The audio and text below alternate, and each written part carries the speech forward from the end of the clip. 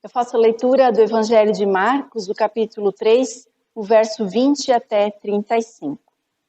Então ele foi para casa. Não obstante, a multidão afluiu de novo, de tal modo que nem podiam comer. E quando os parentes de Jesus ouviram isto, saíram para o prender, porque diziam, está fora de si. Os escribas que haviam descido de Jerusalém diziam, ele está possesso de Beelzebul e é pelo maioral dos demônios que expele os demônios. Então, convocando-os, Jesus lhes disse, por meio de parábolas, como pode Satanás expelir a Satanás? Se um reino estiver dividido contra si mesmo, tal reino não pode subsistir. Se uma casa estiver dividida contra si mesma, tal casa não poderá subsistir. Se, pois, Satanás se levantou contra si mesmo e está dividido, não pode subsistir, mas perece. Ninguém pode entrar na casa do valente para roubar-lhe os bens, sem primeiro amarrá-lo, e só então lhe saqueará a casa. Em verdade vos digo que tudo será perdoado aos filhos dos homens, os pecados e as blasfêmias que proferirem. Mas aquele que blasfemar contra o Espírito Santo não tem perdão para sempre, visto que é réu de pecado eterno.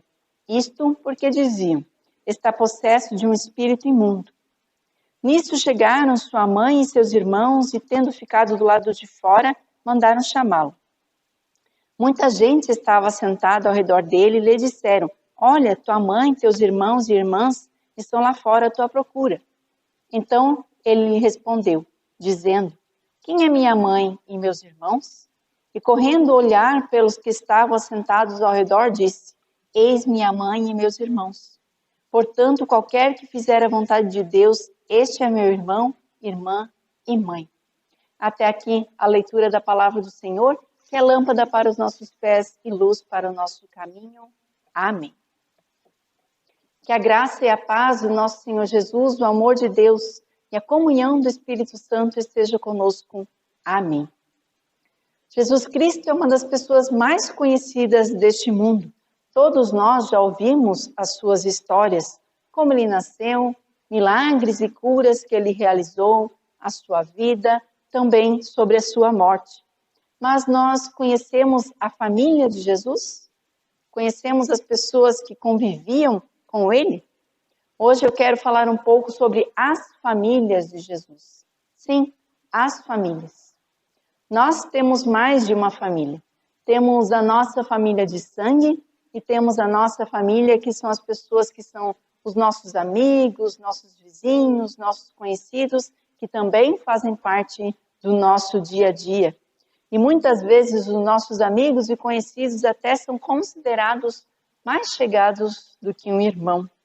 Hoje nós vamos ver quais eram as famílias de Jesus e como ele era tratado por cada uma destas pessoas. O Evangelho de Marcos nos conta várias histórias de Jesus. Fala dos seus milagres, das curas que ele realizou, daquilo que ele ensinava. Jesus também, no Evangelho de Marcos, é narrado quando ele chamou os seus 12 discípulos para estar próximo dele, para ensinar, para compartilhar. O Evangelho vai nos contando estas histórias. E Jesus, quando está com as pessoas, desafia cada uma delas a uma vida nova, a uma vida sincera com Deus, uma vida de paz, de perdão, de amor, de reconciliação. E muitas vezes, quando Jesus estava ensinando, ele passava por situações de conflito, pois as pessoas não queriam ouvir aquela palavra. Especialmente os religiosos da época tinham muitos conflitos com Jesus. Também, como lemos nesse texto, até seus irmãos e irmãs não confiavam em Jesus, não acreditavam nas suas palavras. Nesse trecho que nós lemos, a multidão novamente está em torno de Jesus quando ele retorna para a sua casa. A multidão está à volta de Jesus porque quer ouvir, quer ser curada, quer estar aos pés do Mestre. E a sua família então ouve que Jesus está com aquela multidão e também vai ao encontro de Jesus. Mas essa multidão, diferente de outros momentos, não está apertando Jesus, não é uma multidão tão grande que Jesus não consegue se movimentar. Mas ele não tem tempo, porque ele tem muitas pessoas para conversar, curar, dar atenção. Tanto que nós ouvimos que Jesus não tem tempo nem de parar para comer, de tantas pessoas que estão à sua volta querendo um pouco da sua atenção. Então agora nós encontramos a família de Jesus, que ouve falar que Jesus está na cidade e decide ir ao encontro de Jesus, lá onde está essa multidão reunida. Ao longo da narrativa de Marcos, podemos encontrar então 3 famílias de Jesus. A sua família de sangue, que vai agora ao encontro de Jesus, a sua família que é a sua comunidade religiosa, os judeus, e por fim a sua família de fé, que são aqueles que acreditam na sua palavra. Começando a falar um pouco da família de sangue de Jesus, os seus parentes estão se aproximando, vindo até onde Jesus está, e quando eles descobrem que Jesus está com aquela multidão, eles dizem: Jesus está louco, Jesus está doido da cabeça, precisamos ir lá intervir, fazer alguma coisa. O texto diz que eles foram para prendê-lo, mas talvez foram para tirar Jesus daquele momento, levar ele para um outro lugar, para que Jesus não falasse mais daquela forma, para que Jesus não fizesse mais o que estava fazendo. Esses parentes de Jesus talvez eram tios, primos, irmãos, irmãs, a sua mãe estava também junto, provavelmente seu pai já não estava mais entre eles. É possível que José já havia falecido naquela época, por isso Jesus era chamado para ser aquele que comandava a sua família como filho mais velho. Como filho mais velho de Maria, ele deveria ser a pessoa que agora assumiria alguns compromissos com a sua mãe e seus irmãos mais novos. Mas Jesus está com a multidão, está com outras pessoas em vez de estar com a sua família. Por isso, os seus parentes, especialmente os seus irmãos, vão até Jesus para confrontá-lo e dizer: você está louco, você deveria estar conosco e não com essas pessoas, você não deveria estar fazendo o que está fazendo. E Jesus diz que a sua família é aqueles que fazem a vontade de Deus. Ou seja, a sua família é muito mais do que apenas seus irmãos e sua mãe, são as pessoas que estão com ele naquele momento, são as pessoas que creem na sua palavra. Assim também Jesus convoca a cada um de nós olharmos para aqueles que estão à nossa volta, também considerar estes como os nossos irmãos e irmãs, pessoas que talvez também precisam da nossa atenção, tanto quanto pessoas de nossa família. E os parentes de Jesus, então, consideram aquela atitude de Jesus de estar com essa multidão uma loucura. Jesus perdeu o juízo, está fora de si, precisa ser contido. Com certeza, essas afirmações, se nós ouvíssemos ela hoje, nós iríamos sentir muito. Seria uma afirmação muito doída para nós ouvirmos dos nossos parentes. Essa pessoa está doida. Não importa o que a gente estivesse fazendo, ninguém quer ser chamado de doido, de maluco, de estar fora de si. E Jesus, então, está no meio daquela multidão e encontramos, então, a segunda família, a sua família religiosa, a sua comunidade religiosa, os judeus. É uma família na qual Jesus nunca foi muito bem aceito, nunca foi muito bem compreendido, sempre teve muitos conflitos com a maioria destas pessoas. E neste momento estavam com ele, então, alguns escribas, que eram pessoas que estudavam a palavra de Deus, que liam, que interpretavam e também falavam da palavra de Deus, das leis de Deus. Pessoas conhecedoras da Bíblia, nós podemos dizer assim. E esses, então, estavam ali com Jesus e queriam sempre acusar e falaram que Jesus estava dominado por um demônio, que ele estava dominado por Satanás e pelo próprio Satanás expelia os demônios. Tanto a família de sangue de Jesus como esta comunidade religiosa fazia acusações muito sérias contra Jesus, contra a sua conduta. Como alguém pode dizer que Jesus está agindo errado, que Jesus está louco, ou que Jesus está dominado por um demônio? Essas acusações são muito sérias e o próprio Jesus vai dizer que elas não têm perdão, porque falam contra o próprio Espírito de Deus. Quando esses escribas dizem a Jesus que ele está possuído pelo demônio, Jesus então os convoca a ouvir. E Jesus fala uma verdade para eles. E fala que eles estão errados neste seu pensamento. Fala que esta afirmação é um total absurdo. Como que Jesus, que só faria o bem, proclama a paz, fala de Deus, daquilo que Deus tem para o seu povo, fala do reino de Deus, poderia estar ao lado do demônio. Certamente isso era um total contrassenso. Jesus nos faz pensar no que eles estão dizendo e no que essa afirmação realmente quer dizer. Não é a primeira vez que Jesus tem um embate com essas pessoas e precisa sempre se reafirmar. Jesus já precisou se explicar por que jantava com pecadores, por que fazia o jejum da maneira que fazia, questões a respeito do sábado, das curas que ele realizava no sábado, o dia de descanso.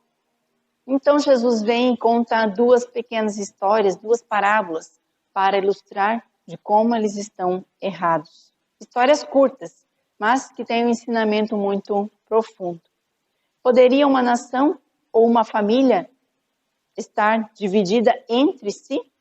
Se numa família cada um pensa de um jeito, quer agir de uma maneira, numa harmonia, essa família com o tempo vai se dissolver, não vai subsistir.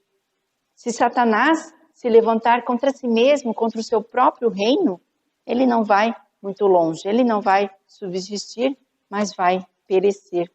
Não há lógica nesse argumento desses escribas. Onde há brigas e divisões, tudo se acaba. E a segunda parábola explica que chegou alguém mais forte do que Satanás, capaz de prendê-lo e fazê-lo perder tudo o que tem. E esse alguém mais forte é o próprio Jesus Cristo. O valente foi amarrado e agora não tem mais poder. E Jesus é aquele que tem todo o poder. Jesus explica que não é possível simplesmente entrar na casa de alguém, roubar os seus bens, sem que antes o dono da casa seja amarrado.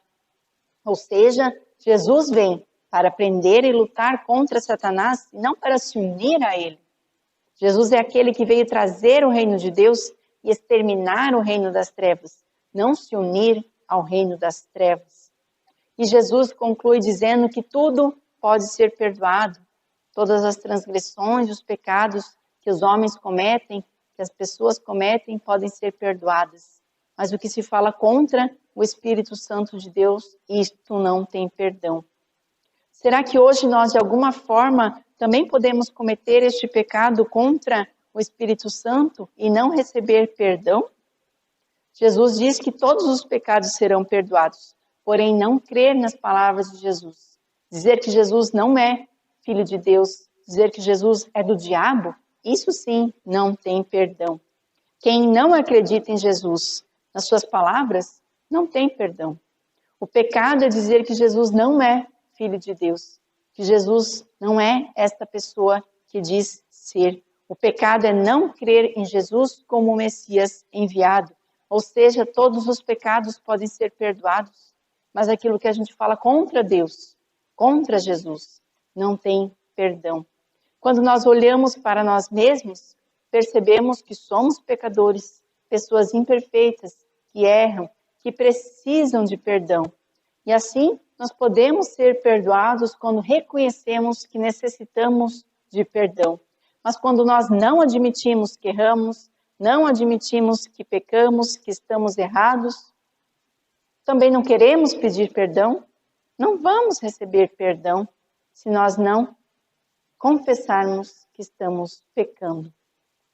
Aquelas pessoas, escribas e os judeus, não queriam saber dos milagres e das curas de Jesus. Não queriam saber do perdão, da vida nova, do reino de Deus. Queriam viver da maneira como sempre viveram. Por isso acusavam Jesus de não ser o Filho de Deus, de não ser quem ele dizia ser. E Jesus fala para eles que se eles continuassem neste pensamento, eles não teriam perdão. Eles não poderiam ser perdoados dos seus pensamentos, da sua blasfêmia, de dizer que Jesus era do diabo. E após toda essa discussão e toda essa autoridade que Jesus coloca e explica para eles o que de fato está acontecendo, a família de Jesus chega. A família, seus irmãos e sua mãe chegam para estar com Jesus. Então Jesus diz: quem é a sua verdadeira família? São aqueles que estão à sua volta. Jesus olha para as pessoas e dizem: vocês que estão aqui ouvindo a palavra de Deus. Nós somos irmãos uns dos outros. Nós que estamos em torno desta palavra, que cremos no Deus, que creem em Jesus Cristo, todos que fazem a vontade de Deus Pai, são, Jesus diz, são minha mãe, meus irmãos, minhas irmãs. São sua família de fé, que creem nesta palavra, que creem em Deus. Nesta família, há perdão, há amor, auxílio nas dificuldades, não existem acusações sem sentido, ninguém ali está dizendo que Jesus não está bem na cabeça, que Jesus não é de Deus. Nesta grande família que Jesus tem, se incluem também alguns parentes de Jesus, porque nós sabemos que a sua mãe acreditava nele de todo o coração. Também se incluem algumas pessoas da sua família religiosa, dessa comunidade religiosa, que acreditavam em Jesus. Nós podemos ler sobre Nicodemos, que conversava com Jesus e acreditava nas suas palavras. Nós também hoje somos chamados a fazer parte desta grande família de Jesus. Não somos parentes de sangue, não somos da sua comunidade religiosa, mas somos da sua comunidade de fé. Nós somos da família de fé de Jesus. Por isso nós somos também parte deste corpo. De qual família você quer fazer parte? Daquela que sempre duvida, que não entende quem Jesus é, quem era, está sempre o questionando, está sempre duvidando, que não consegue receber perdão, que prefere olhar tudo pela razão, desprezando a sua fé, desprezando a palavra de Deus? Ou queremos fazer parte desta família de fé que vive pelo amor, pelo perdão, pela reconciliação, por aquilo de bom que Jesus tem nos ensinado, vive pelo reino de Deus? Nós podemos fazer parte desta família de Jesus pela fé, sermos chamados seus irmãos, irmãs, se nós tivermos sempre disposição para ouvir e crer em Jesus Cristo, estar aos seus pés, receber os seus cuidados, acreditar que de fato Ele é Filho de Deus que veio para nos salvar, acreditar nas suas promessas. Todos são bem-vindos na família de Deus, na família de Jesus. Basta crer nestas palavras, nada mais nos é pedido. Que o nosso coração possa estar aberto para ouvir a palavra de Deus, para aceitá-la, para crer, para confiar em Jesus Cristo, saber que Ele de fato é o Filho de Deus que veio a este mundo, que esteve entre nós, que viveu, que nos ensinou, que morreu por cada um de nós para dar o seu perdão.